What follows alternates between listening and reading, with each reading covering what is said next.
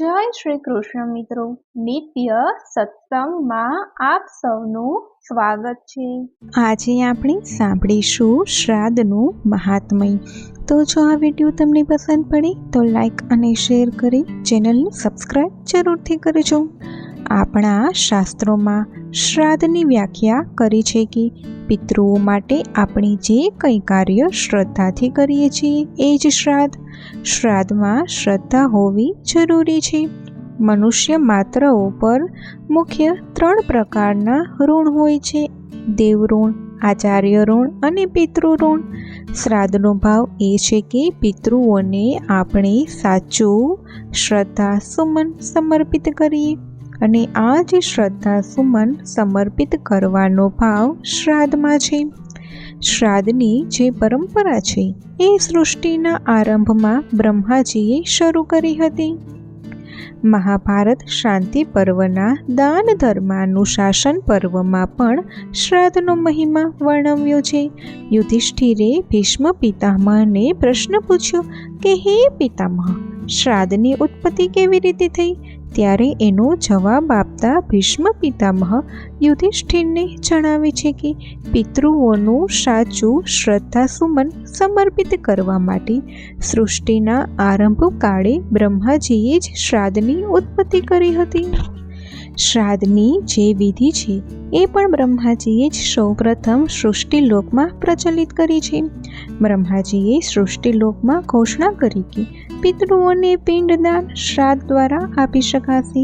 એ પછી મૃત્યુલોકમાં સૌથી પહેલું શ્રાદ્ધ નિમિ રાજાએ કર્યું છે, અને ત્યારથી જ આ શ્રાદ્ધની પરંપરા પૃથ્વીલોક ઉપર ચાલી આવી છે। શ્રાદ્ધ દેવલોકમાં પણ થાય છે અને મૃત્યુલોકમાં પણ થાય છે। વળી અમુક તિથિઓમાં એના સમયે શ્રાદ્ધ કરવાનું વિશિષ્ટ ફળ છે, જેમ કે ભાદરવો માસ આખો મહિનો કે જેમાં શુક્લ પક્ષ એ દેવોનો અને કૃષ્ણ પક્ષ એ પિતૃઓનો ગણાય છે। હવે કૃષ્ણ પક્ષમાં એકમનું જે શ્રાદ્ધ છે તે સંતતિ પ્રદાન કરવાવાળું છે। આ શ્રાદ્ધ જે વ્યક્તિ કરે તેને પિતૃઓની કૃપાથી વંશવૃદ્ધિ પ્રાપ્ત થાય છે।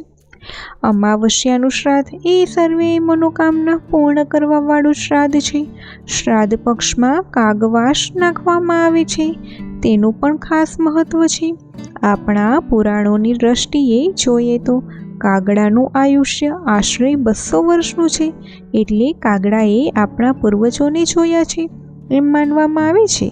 તેથી વાસ નાખવાનો મહિમા છે, અને ભાદરવા મહિનામાં જ કાગડાની પત્ની એટલે કે કાગડી સગર્ભા બનતી હોય છે। આ કાગડીને પૂરતું અન્ન મળી રહે અને તે તૃપ્ત થાય તેના માટેની આ ઋષિ મુનિઓની એક વ્યવસ્થા છે કે પિતૃઓના માધ્યમથી પણ પક્ષીઓ તૃપ્ત થાય। વળી શાસ્ત્રોમાં એવો પણ એક મત છે, માન્યતા છે કે કાગડાના ચરકમાંથી વટવૃક્ષ અને પીપળાના વૃક્ષનું સર્જન થયું છે। એમાં પણ ખાસ કરીને પીપળાનું વૃક્ષ એ બધા જ વૃક્ષોમાં સૌથી વધારે ઓક્સિજન આપવાવાળું વૃક્ષ છે। તેથી આ એક વ્યવસ્થા છે કે ઓક્સિજન પણ સારી રીતે પૃથ્વી પર જળવાઈ રહે અને પક્ષીઓ પણ તૃપ્ત થાય। શ્રાદ્ધમાં દૂધપાક કે ખીર ખાવાનું મહત્વ છે। ભાદરવા મહિનામાં કૃષ્ણ પક્ષથી આરંભી અને શરદ પૂર્ણિમા સુધી આપણે ત્યાં દૂધના સેવનનું મહત્વ એટલા માટે છે કે આયુર્વેદની રીતે જોઈએ તો એસિડિટી જેવા રોગોનો પણ નાશ એ દૂધથી થાય છે। વિષ્ણુ પુરાણ અનુસાર દૂધપાકનું ભોજન એ પિતૃઓને તૃપ્ત કરવાવાળું છે। પિતૃઓની જ્યારે પરિવાર ઉપર કૃપા થાય છે ત્યારે ધન, ધાન્ય અને સંતતિની પ્રાપ્તિ થતી હોય છે। શ્રાદ્ધમાં ક્યાં ક્યાં કર્મો કરવા? તો જ્યારે શ્રાદ્ધ પક્ષ ચાલતો હોય તો ઘરમાં કલેશ કંકાશ કરવો નહીં। પિતૃઓની શાંતિ પ્રિય છે। શ્રદ્ધાયુક્ત થઈ પિતૃતર્પણ કરી આપણે પિતૃઓના આશીર્વાદ મેળવી આપણા જીવનને કૃતાર્થ કરવું જોઈએ। ધર્મ સિંધુમાં એમ કહેવામાં આવ્યું છે કે શ્રાદ્ધ કરવાથી 2000 વર્ષ સુધી પિતૃઓને સદગતિ પ્રાપ્ત થાય છે। આમ શ્રાદ્ધ કરીએ અને પિતૃઓનું આપણે સાચું તર્પણ કરીએ, તેમજ શ્રદ્ધાયુક્ત કાર્ય કરીએ એવી જ પ્રાર્થના। હિન્દુ કેલેન્ડર મુજબ વર્ષ 2025માં પિતૃપક્ષ 7 સપ્ટેમ્બર રવિવારથી શરૂ થઈ રહ્યો છે અને આ દિવસે પૂર્ણિમાનું શ્રાદ્ધ છે. તે જ સમયે 21 સપ્ટેમ્બર 2025 રવિવારના રોજ સર્વપિતૃ અમાવસ્યા સાથે જ સમાપ્ત થશે. હિન્દુ ધર્મમાં પિતૃપક્ષનું વિશેષ મહત્વ છે. આ સમય પૂર્વજોની શ્રદ્ધાંજલિ આપવા અને તેમના આશીર્વાદ મેળવવા માટે મહત્વપૂર્ણ માનવામાં આવે છે. શ્રાદ્ધ શબ્દનો અર્થ ભક્તિથી કરવામાં આવેલું કાર્ય છે. તેથી આ સમયગાળા દરમિયાન બધા કાર્યો સંપૂર્ણ ભક્તિ, નિયમો અને શિષ્ટાચાર સાથે કરવા જોઈએ. પિતૃપક્ષ દરમિયાન જો અભિજીત મુહૂર્તમાં શ્રાદ્ધ કરવામાં આવે તો તે વધુ ફળદાયી માનવામાં આવે છે, કારણ કે આ સમય પૂર્વજોની આત્માની શાંતિ માટે શ્રેષ્ઠ માનવામાં આવે છે. જો તમે આ સમયગાળા દરમિયાન તમારા પૂર્વજોને પ્રાર્થના કરો છો અને તમારા ઘરની દક્ષિણ દિશામાં દીવો પ્રગટાવો છો તો તમને જીવનમાં લાભ મળશે અને તમે તમારા પૂર્વજોના આશીર્વાદ પણ મળશે. આ સમયગાળા દરમિયાન તમારા પૂર્વજોની શાંતિ માટે દાન કરવું પણ અત્યંત શુભ માનવામાં આવે છે.